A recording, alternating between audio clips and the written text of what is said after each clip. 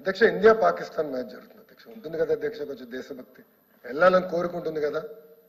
నేను వెళ్ళాను అధ్యక్ష, ఇండియా పాకిస్తాన్ మ్యాచ్కి నేను వెళ్ళాను. దుబాయ్లో నిర్వహించారు, నేను వెళ్ళాను, కూర్చున్నా. ఇండియా కోసం నేను పెద్ద ఎత్తున నినాదాలు చేశాను అధ్యక్ష. అది కూడా ఎగతాలు చేశారు అధ్యక్ష.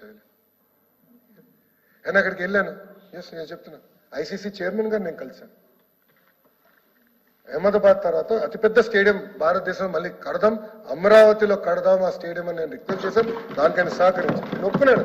We will do it together అన్నాడు. ఆయన ఇన్ఫాక్ట్ నాకు ఎక్స్ప్లెయిన్ చేశారు ఎట్లా అహ్మదాబాద్ స్టేడియం కట్టారు, ఎంత ఖర్చు పెట్టారు, అది కేవలం క్రికెట్కే కాకుండా ఇతర యాక్టివిటీస్కి ఎలా వాడుతున్నారు కూడా నేను ఎక్స్ప్లెయిన్ చేశారు అధ్యక్ష. అంటే మల్టీపర్పస్గా ఉండాలి, మీరు ఆలోచించండి, అట్లా కట్టండి అని చెప్పారు.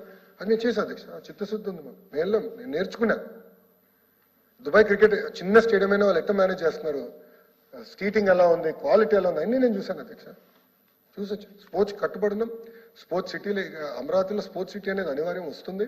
దాంతోపాటు గ్రామ స్థాయి నుంచి నేను శాప్ చైర్మన్ గారితో మాట్లాడాను, ఆంధ్ర క్రికెట్ అసోసియేషన్తో మాట్లాడాను.